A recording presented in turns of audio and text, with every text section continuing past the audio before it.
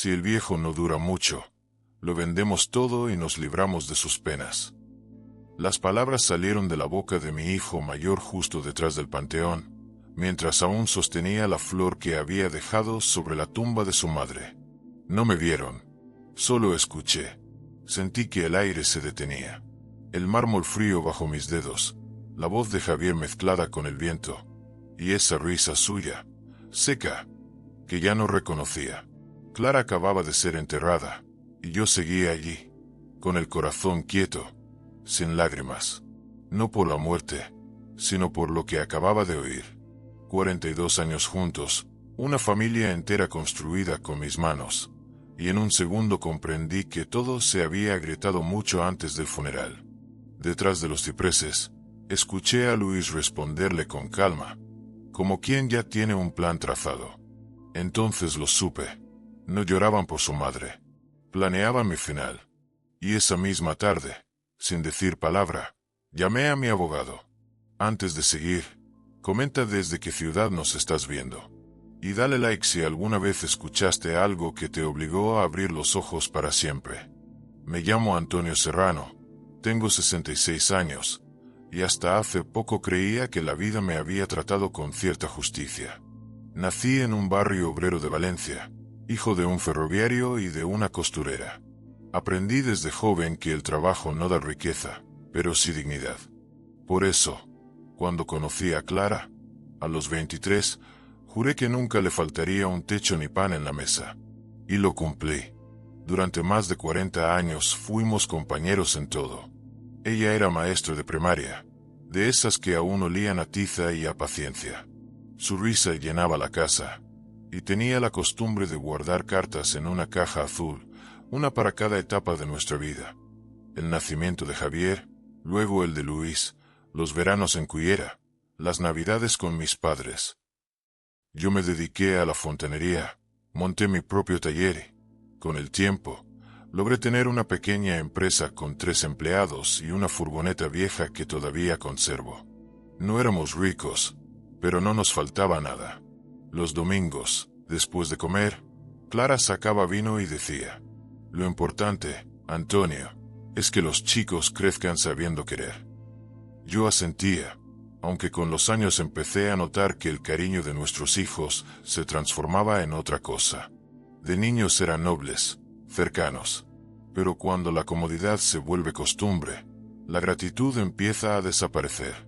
Primero fue Javier, siempre más ambicioso, el que empezó a mirar la casa como quien evalúa un activo.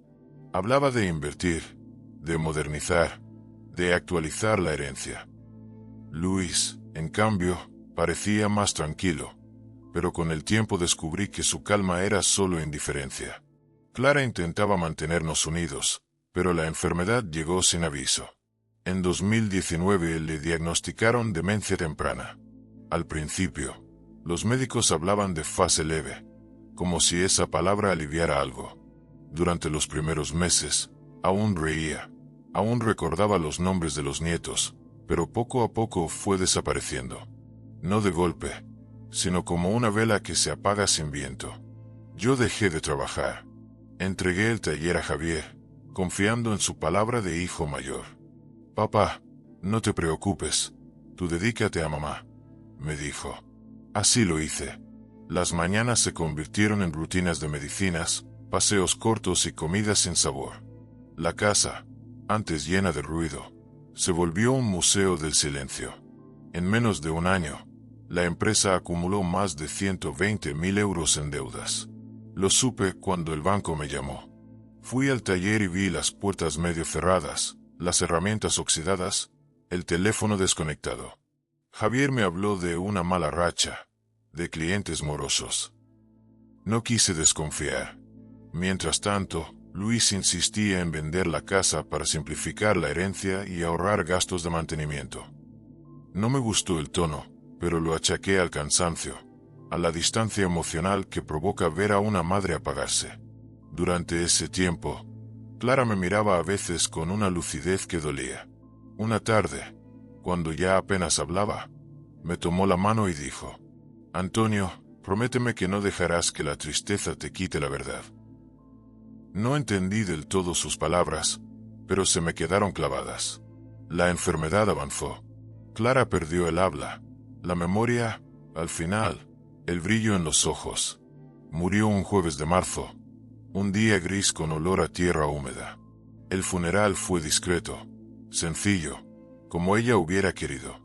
Vinieron vecinos, antiguos alumnos, incluso algunos de mis antiguos obreros. Todos mostraron respeto, cariño, afecto sincero. Mis hijos, en cambio, parecían de otro mundo. Ni una lágrima. Javier hablaba con su teléfono, Luis fumaba a unos metros. Pensé que era su manera de sobrellevar el dolor. Después del entierro, cuando todos se marcharon, me aparté detrás de los cipreses para respirar. Aún sostenía la flor que había dejado sobre la tumba. Y fue allí, en ese instante, cuando los escuché.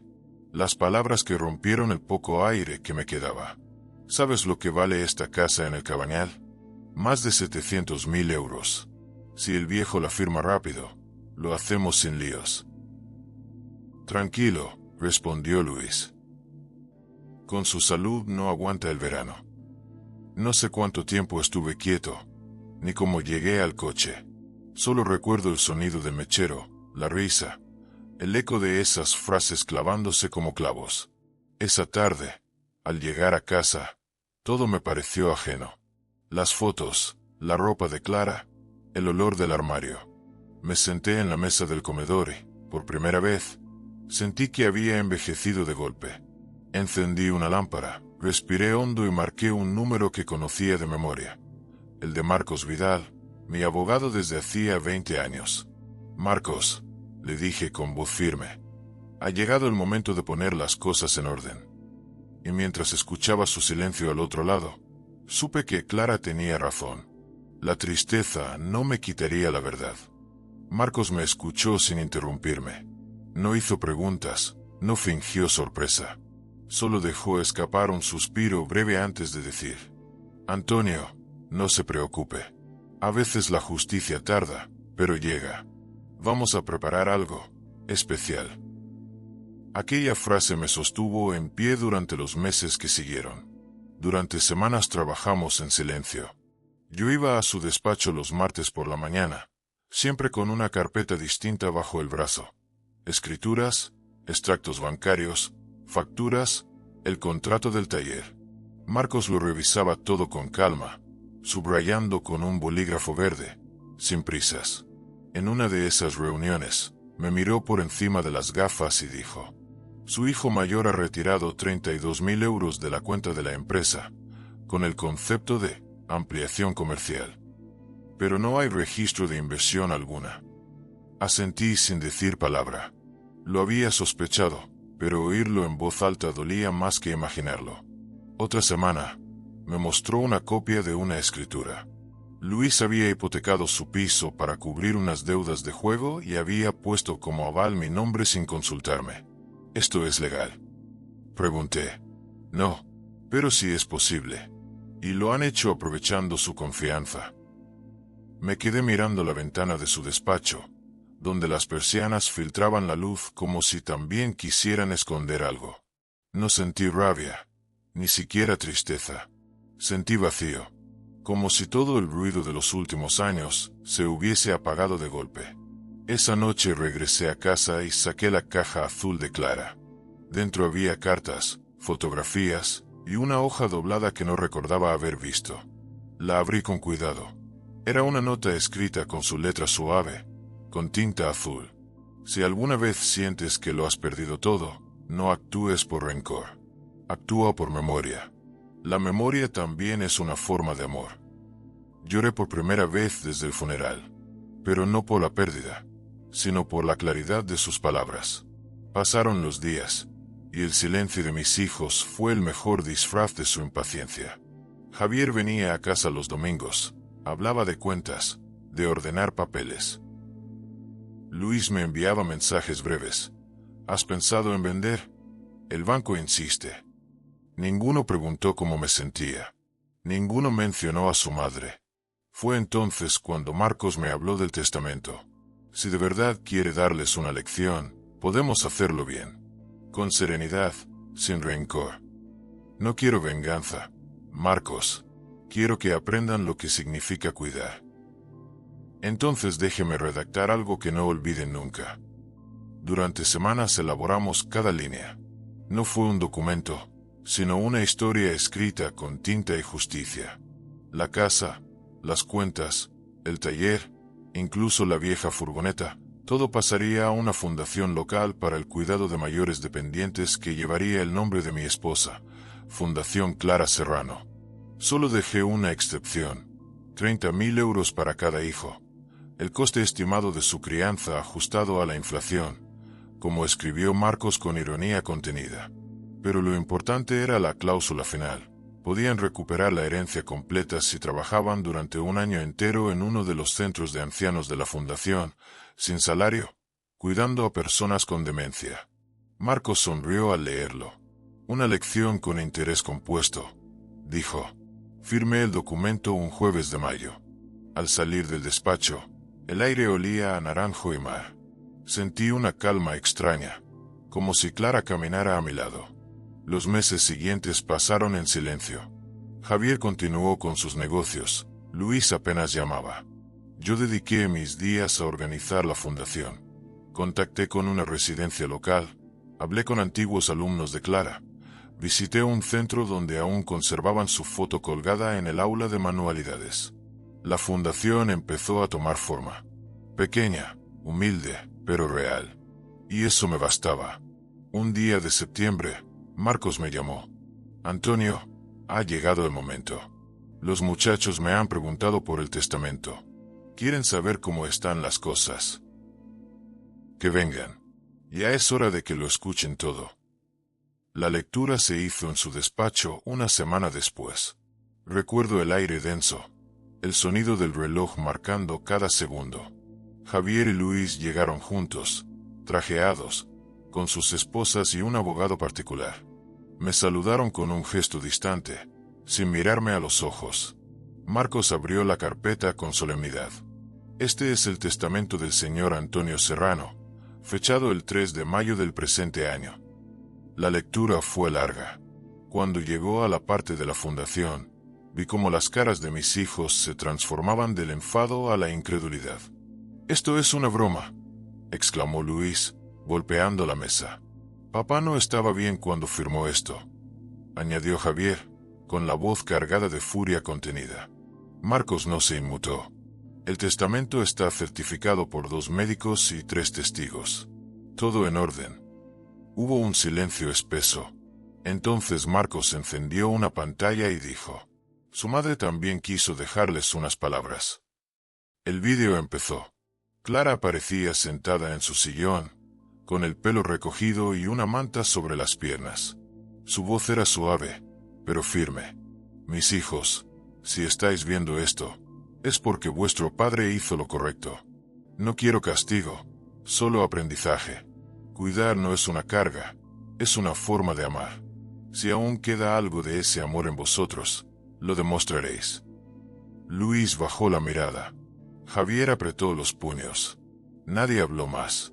Cuando terminó el vídeo, me levanté despacio. «Eso es todo, muchachos. No os pido perdón ni explicación. Solo tiempo. El mismo que me disteis cuando dejé de importaros». Salí del despacho sin mirar atrás. Afuera, el sol caía sobre la calle Colón, y la ciudad seguía viva, como si nada hubiera pasado. Pero yo sí lo supe. Algo, por fin, había cambiado. El respeto no se hereda, se aprende.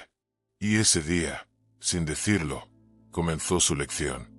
Han pasado 2 años desde aquella mañana en el despacho de Marcos.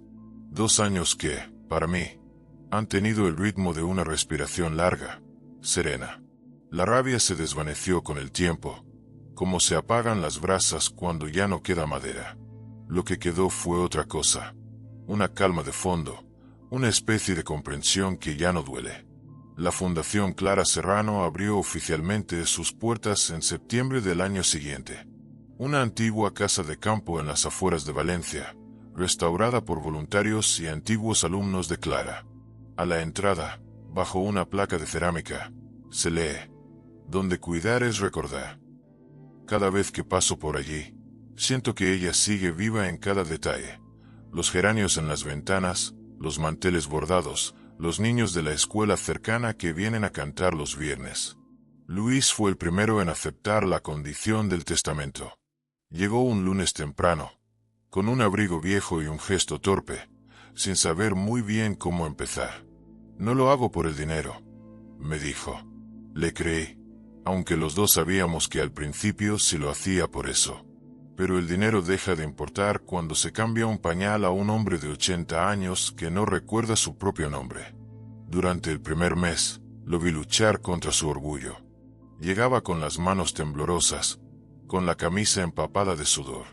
Le costaba mirar a los ancianos a los ojos, pero con el tiempo empezó a quedarse más horas, a preguntar por los medicamentos, a acompañar a los internos en los paseos. Una tarde, mientras ayudaba a un hombre con Alzheimer a comer, me dijo en voz baja: «Ahora entiendo lo que hiciste por mamá».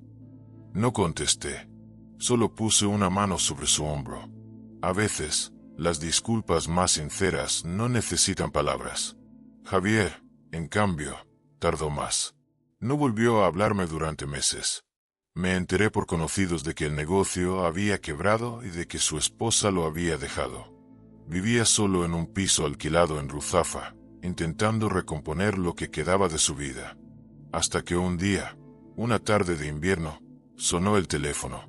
«Papá», su voz sonaba cansada, quebrada. «Puedo verte». Nos encontramos en una cafetería frente al jardín del Turia. Había envejecido, no físicamente, sino en la mirada. «He cometido muchos errores», dijo. «Sí», respondí. «Quiero arreglarlo. No por el testamento, por mí». Le propuse que se uniera a la fundación, no como voluntario, sino como contable. Tenía la formación, y sobre todo, la necesidad de redimirse a través del trabajo. Aceptó sin pensarlo. Desde entonces, lo veo cada mañana, entrando con su maletín viejo, saludando a los ancianos por su nombre. A veces ayuda a Luis con los cuidados, otras se encierra en la oficina y revisa cuentas. Ha cambiado, y no porque la vida le haya castigado, sino porque aprendió lo que significa empezar de nuevo sin privilegios. Un día de primavera, mientras paseábamos por el jardín, me dijo: «Nunca supe cuánto daño te hicimos. Creí que eras fuerte, que nada te afectaba. La fuerza no es no sentir, hijo. Es sentirlo todo y seguir adelante». Me miró con una mezcla de respeto y tristeza. Luego asintió. La fundación creció más rápido de lo que imaginé. Con la ayuda de donaciones pequeñas y del trabajo de muchos voluntarios, abrimos una segunda residencia en Castellón. Lleva el mismo nombre, y en la fachada hay un mural con el rostro de Clara pintado por un grupo de jóvenes artistas. Cada vez que lo veo, me parece que sonríe de verdad. A veces me preguntan si perdoné a mis hijos. No sé si la palabra es esa. El perdón suena a olvido, y yo no he olvidado nada. Prefiero pensar que aprendimos todos a mirar la vida sin trampas. El respeto, lo repito a menudo, no se hereda, se gana. Y ellos, poco a poco, lo están ganando. En las tardes tranquilas, suelo sentarme en el patio de la casa. Desde allí se ven las bugambillas trepando por el muro y las sombras largas del atardecer. Luis toca la guitarra a veces para los internos. Javier revisa papeles con un cuaderno lleno de anotaciones. Los escucho discutir por tonterías y reírse después. En esos momentos siento que Clara está cerca, entre las risas y los silencios, vigilando que nada se pierda del todo. Una noche de junio, mientras cerrábamos la residencia, Luis me alcanzó una taza de café. «¿Sabes, papá? A veces pienso que mamá planeó todo esto desde el principio». «Puede ser», respondí sonriendo. Ella siempre iba un paso por delante. El viento olía a jazmín y mar. Ahora duermo en paz. Ya no me preocupa quién se quedará con qué, ni cuánto valen las cosas. La verdadera herencia no está en los bienes, sino en lo que uno deja en los demás. Clara lo sabía. Por eso su nombre vive en cada rincón de esta casa. Cuando paseo por el jardín al amanecer, con la taza de café humeante entre las manos, me detengo frente al mural y le hablo en silencio. ¿Ves, Clara? Al final aprendieron. Y sonrío, porque todo empezó aquel día en el funeral, cuando escuché sus planes, y esa misma tarde, sin gritar ni vengarme, tuve el valor de llamar a mi abogado. Desde entonces lo sé con certeza. La dignidad también se hereda, pero solo cuando uno aprende a defenderla en silencio. No sabría decir cuándo exactamente la vida volvió a tener ritmo. No fue un día concreto ni un gesto heroico. Fue, más bien, una suma de silencios, de mañanas templadas y rutinas pequeñas, el olor del café temprano, el sonido del portón al abrirse, la brisa que entra desde el huerto y levanta los papeles de la mesa. A veces la paz no llega como recompensa, sino como una visita discreta que uno aprende a no espantar. Hoy, cada rincón de la Fundación Clara Serrano tiene su propio pulso. En el ala norte, donde antes había una cochera, hay un taller de memoria donde los ancianos hacen mosaicos con trozos de azulejos rotos. En el patio, los voluntarios plantaron limoneros y colocaron bancos de madera bajo la sombra. Luis suele pasar por allí con un delantal blanco, llevando una jarra de agua y saludando a todos por su nombre. A veces canta bajito, canciones antiguas que su madre les enseñaba de pequeños. Javier se encarga de la contabilidad y de las visitas institucionales. Lo observo desde lejos. Ya no camina con el pecho inflado ni revisa el reloj cada 2 minutos. Ha aprendido la paciencia de quien reconstruye despacio lo que rompió con prisa. De vez en cuando, se detiene a conversar con los mayores, toma notas, sonríe. Le gusta organizar conciertos, talleres, cosas que mantengan la casa viva. Mamá diría que esto huele a escuela, me comentó hace poco. Y tendría razón, respondí. Siempre fue una maestra, hasta del silencio. Yo, por mi parte, me he ido retirando poco a poco. La edad ya pesa, y el cuerpo avisa. Sigo viniendo cada día, pero más como observador que como fundador. A veces los veo discutir por presupuestos, o decidir el menú semanal, y sonrío por dentro. He aprendido a dejar que la vida continúe sin mi voz. Esa es, quizá, la última forma de sabiduría que nos concede la vejez. De vez en cuando, vienen periodistas o estudiantes de trabajo social a hacer entrevistas. Les interesa la historia de la fundación, nacida de una traición familiar convertida en acto de amor. Dicen. Siempre escucho esa frase con una mezcla de pudor y ternura. Si supieran que no hubo grandeza, sino cansancio, silencio y una necesidad humana de no morir de tristeza. Pero los dejo escribir lo que quieran. Cada uno entiende la vida como puede. Hace poco, un alumno de 18 años me preguntó, ¿y usted, don Antonio, se reconcilió con sus hijos? Me quedé pensando antes de responder. No hace falta reconciliarse con quien ya ha aprendido. El perdón es solo una forma de enseñanza cuando las palabras ya no bastan. El muchacho asintió, como si lo entendiera todo. Tal vez lo hizo. Las fiestas de diciembre son distintas ahora. No hay discusiones por regalos ni silencios incómodos. Luis se encarga del asado. Javier prepara vino caliente. Vienen los nietos, corren por el patio. Y cuando cae la noche encendemos farolillos en recuerdo de Clara. Cada uno deja un papel con un deseo. El mío siempre es el mismo. Que mis hijos nunca olviden la voz de su madre. Una tarde de enero, mientras ordenaba papeles, encontré una última carta en la caja azul. No recordaba haberla visto. Estaba dirigida a mí, con una caligrafía temblorosa. Antonio, si lees esto, es porque ya no estoy. No busques justicia, busca sentido. La vida no nos pertenece, solo nos presta un poco de tiempo para hacer bien las cosas. Volví a guardar la carta sin lágrimas. A esa edad, uno aprende que las lágrimas ya no limpian nada, solo empañan los recuerdos. Hace poco recibí una invitación. Querían poner mi nombre a una sala de la fundación. Me negué, no porque me falte orgullo, sino porque creo que los nombres deben quedarse donde pertenecen. Y el mío pertenece al mármol discreto junto al de Clara, en el Panteón del Cabañal, allí donde empezó todo. Cada domingo por la mañana voy a visitarla.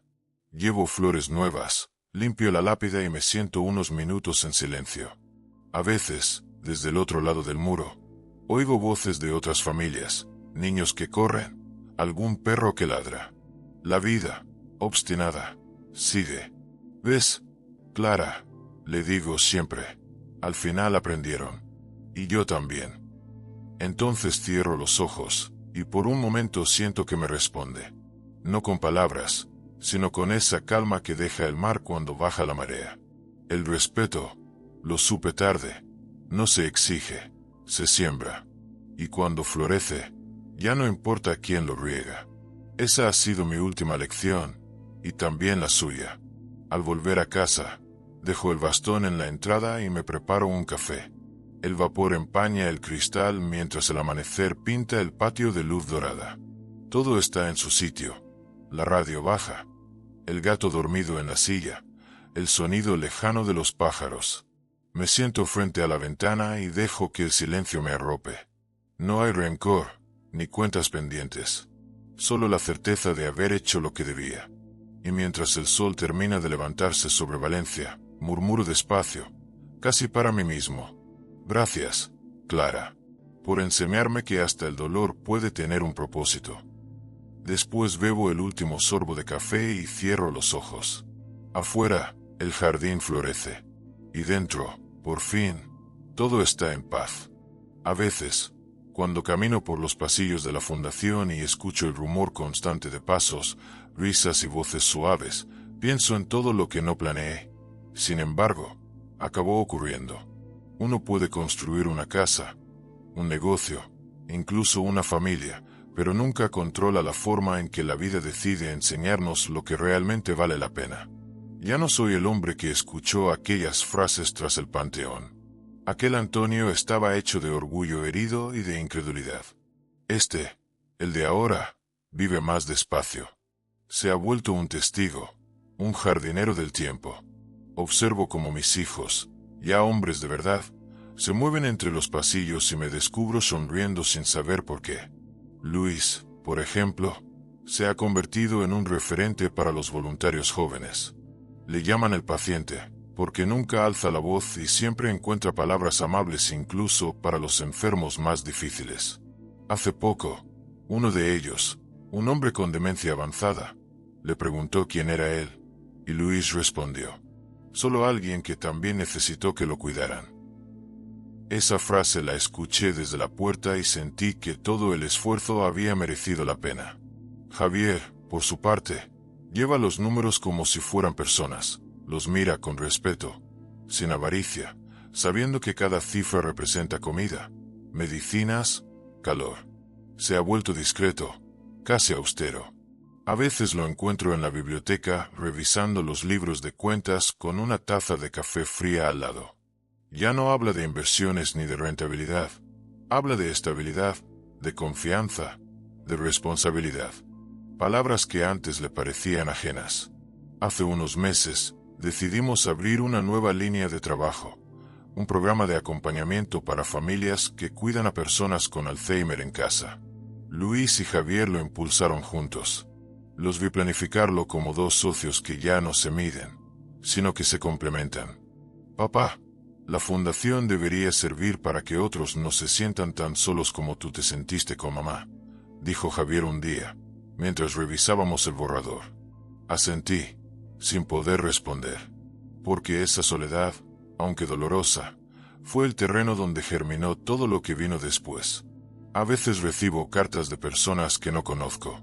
Me cuentan cómo una beca de la fundación les permitió cuidar a sus padres sin tener que abandonar el trabajo, o cómo un curso de formación cambió su forma de entender la vejez. Guardo todas esas cartas en una carpeta de cuero, junto a las de Clara. Son el testimonio de que su nombre sigue vivo, multiplicado en gestos que ella habría reconocido. Una tarde, mientras revisaba el huerto, ese que plantamos el primer año con los residentes, Luis me alcanzó una silla y me dijo: Papá, ¿te das cuenta de que todo esto existe porque un día nos escuchaste hablar? Lo miré sin contestar. Él sonrió. No digo que esté orgulloso de lo que dijimos, pero, si no hubieras estado ahí, quizá nada de esto existiría. A veces el destino tiene un oído demasiado fino, respondí. Los dos reímos, en silencio, sin tristeza. Hace unas semanas, recibimos una donación anónima importante. Con ella pudimos abrir un pequeño auditorio que lleva el nombre completo de Clara. En la inauguración, Javier habló por primera vez en público desde aquel día en el despacho de Marcos. Su voz temblaba, pero sus palabras fueron limpias. Mi madre enseñaba a leer a niños que no sabían sostener un libro. Hoy, en su nombre, intentamos enseñar a cuidar a quienes ya no pueden sostener su propia historia. Gracias, padre, por no rendirte cuando era más fácil hacerlo. El aplauso fue largo. Yo no dije nada. Me limité a mirarlos a los dos, de pie frente al retrato de su madre, y sentí algo parecido al orgullo, pero más profundo, una paz que se parece a la gratitud. A veces pienso en Marcos, mi abogado, que sigue siendo amigo y consejero. Él fue quien me enseñó a transformar la herida en estructura, el dolor en estatuto. Lo que hiciste, Antonio, me dijo una vez, no fue castigar, fue educar. Eso es lo que marca la diferencia. No lo hice por enseñar, Marcos. Lo hice por no morirme de pena. Él sonrió. Pues en ese caso, lo lograste con nota. Las noches son tranquilas ahora. Duermo con la ventana entreabierta, escuchando el murmullo lejano de los residentes y el canto de algún grillo rezagado. No tengo miedo de la vejez. La mía ya no me asusta. He aprendido que no hay peor soledad que la del corazón cerrado, y que mientras uno siga dando, el tiempo se vuelve más amable. A veces sueño con Clara, no como en los últimos meses de su enfermedad, sino como era de joven, con el pelo suelto, el delantal blanco y las manos siempre haciendo algo, amasando pan, cosiendo, o escribiendo en su cuaderno de notas. En el sueño me mira y sonríe, como si me dijera sin palabras que todo salió bien. Una mañana, al despertar, comprendí que mi historia, aquella que comenzó con un susurro tras un panteón, no era una tragedia, sino una siembra. Cada traición, cada lágrima, cada decisión tomada en silencio fue el precio que había que pagar para que la bondad volviera a tener un lugar. He dejado instrucciones para cuando ya no esté. Nada de homenajes, ni retratos, ni discursos. Solo que me entierren junto a Clara y que, sobre la tumba, planten un naranjo. Que las raíces busquen las suyas. Que el aroma del azahar mezcle nuestras memorias. Y si algún día alguien pregunta quién fue Antonio Serrano, que respondan simplemente: un hombre que escuchó una conversación equivocada y decidió hacer lo correcto. Porque eso, al final, es lo único que me define. Y mientras quede un anciano bien cuidado, una mano que no tiembla al dar de comer, o una sonrisa que brota donde antes hubo olvido, sabré que seguimos vivos los dos, Clara y yo, en cada gesto, en cada vida que, sin saberlo, aún nos recuerda. El invierno llegó tarde aquel año. Las lluvias, caprichosas, se demoraron hasta enero, y la ciudad olía a tierra mojada y a pan recién hecho. Yo seguía viniendo cada mañana a la fundación, aunque ya no tenía obligaciones concretas. Caminaba despacio por los pasillos, saludaba a los residentes y me sentaba junto a la ventana del salón principal, donde el sol de las 11 se colaba con dulzura. Allí pasaba horas, observando la vida que seguía su curso sin mí. Había aprendido a no intervenir. Esa fue mi última lección, saber retirarse a tiempo, sin dramatismo, sin reclamar espacio. Luis llevaba la dirección del centro con una naturalidad que me conmovía. Javier coordinaba las cuentas y los programas con las instituciones públicas. Verlos trabajar juntos, sin disputas, era un espectáculo discreto, pero lleno de significado. A veces se cruzaban en el pasillo y se decían un simple gracias o buen turno. No hacía falta más. Las heridas ya estaban cicatrizadas. A finales de febrero, Marcos me visitó. Ya tenía el cabello completamente blanco, y caminaba con bastón. ¿Vienes a verme como cliente o como amigo?, le pregunté sonriendo. Como testigo, respondió. Solo quería asegurarme de que tu historia quedara cerrada en papel. Es lo que nos toca a los viejos abogados, dejar constancia. Me mostró un sobre con el sello de notaría. Dentro, una copia del testamento actualizado. Había añadido un epílogo, una especie de carta legal que comenzaba así. A mis hijos, Javier y Luis. Si alguna vez dudáis de por qué hice lo que hice, leed la vida que tenéis ahora. Ella es la explicación. Guardé el sobre sin abrirlo. Ya no necesitaba leerme a mí mismo. En marzo, la fundación cumplió 5 años. Hicimos una pequeña celebración en el patio. Vinieron vecinos, voluntarios, antiguos alumnos de Clara, incluso algunos de los primeros residentes que todavía seguían allí. Luis preparó una paella enorme, y Javier colgó una pancarta que decía: 5 años cuidando como nos enseñó Clara. Me pidieron que dijera unas palabras, pero me limité a levantar la copa y decir: ella estaría orgullosa de todos vosotros. Y lo estaría, lo sé. Aquella misma tarde, después de la fiesta, subí a mi despacho.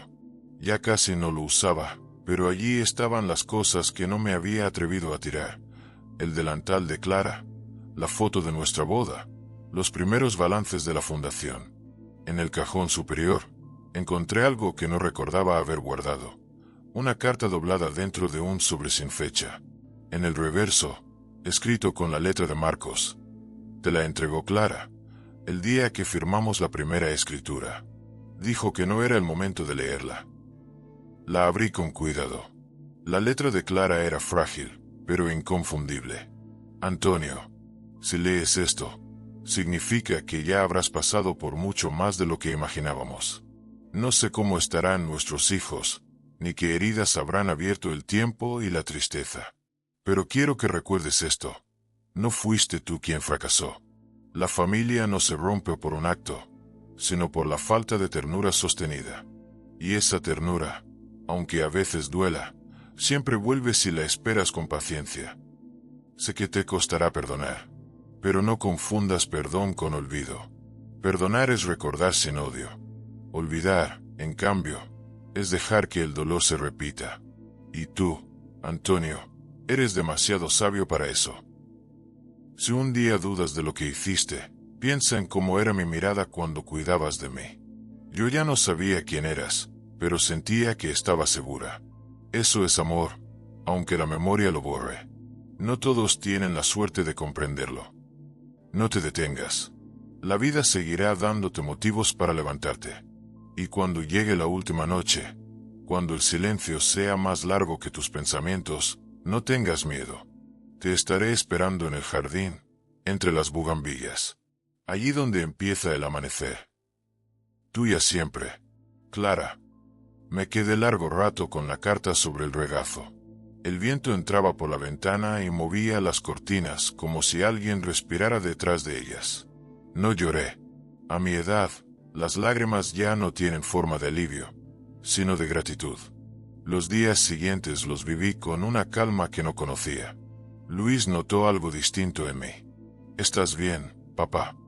Mejor que nunca, hijo. Y era verdad. Una mañana de abril, al amanecer, me levanté más temprano de lo habitual. El cielo tenía un color entre gris y dorado, y el aire olía a azahar. Salí al jardín con mi taza de café, como siempre. El naranjo que plantamos en memoria de Clara estaba en flor. Las hojas brillaban, y las primeras abejas zumbaban alrededor. Me senté en el banco de piedra, frente al mural donde su rostro sonríe eternamente. Cerré los ojos, respiré hondo y escuché el sonido del agua de la fuente. Sentí, de pronto, una presencia suave, una calidez familiar rozándome el hombro. No había miedo, solo esa sensación serena que precede a las despedidas bien hechas. Pensé en Javier y Luis, en lo mucho que aún vivirían, en las risas de mis nietos, en los ancianos que seguían siendo atendidos con dignidad. Todo estaba en orden. Me incliné hacia adelante, Apoyé las manos en las rodillas, susurré. Ya es hora, Clara. Vamos a casa. El sol terminó de asomar, bañando el patio de luz. En ese instante comprendí que no quedaba nada pendiente, ni rencor, ni deuda. Solo la certeza de que el amor, cuando se siembra bien, florece incluso en quienes un día nos olvidaron. Y allí, entre el rumor del agua y el aroma del azahar, Antonio Serrano cerró por fin el círculo. La vida siguió, como debía ser. Y en la fundación, cada amanecer nuevo trajo consigo el eco de una voz que aún decía: cuidar también es recordar. Cuando llegué aquella mañana, el jardín aún estaba húmedo por el rocío. El cielo tenía ese tono gris azulado que precede a los días claros, y el aire olía a naranjo, a tierra recién regada y a pan tostado que venía desde la cocina del centro. Luis estaba allí, junto a un grupo de voluntarios, revisando las flores del parterre. Javier salía de la oficina con un cuaderno bajo el brazo. Ambos se detuvieron al verme, y algo en sus miradas me dijo que ya sabían. El banco de piedra donde solía sentarse seguía en su sitio, frente al mural de Clara. El naranjo, plantado hacía 5 años, estaba en plena flor. El viento movía las ramas suavemente, dejando caer pétalos blancos sobre el suelo como si la naturaleza hubiese decidido rendir homenaje. Luis dejó las herramientas, se acercó despacio. Tocó el respaldo del banco con la punta de los dedos, con el respeto que se reserva a los objetos sagrados. Aquí fue, murmuró. Javier, detrás de él, asintió sin decir palabra. Ambos permanecieron en silencio un buen rato. Ninguno lloró. Solo respiraron hondo, como quien acepta que el tiempo ha hecho lo suyo. La noticia se había extendido rápido por la fundación. Los residentes, los cuidadores, los vecinos, todos se acercaron ese día. Algunos dejaron flores, otros se sentaron unos minutos a rezar o a recordar en voz baja. Nadie habló de muerte. Nadie pronunció la palabra fin. Luis pidió que no se celebrara ningún acto solemne. Mi padre no quería homenajes, dijo. Solo pidió que se plantara un árbol junto al de mamá. Y así se hizo. A los pocos días, en un rincón del jardín, cavaron un hoyo frente al banco de piedra. Los voluntarios trajeron un pequeño olivo, símbolo de paz y de permanencia. Luis y Javier lo colocaron con sus propias manos.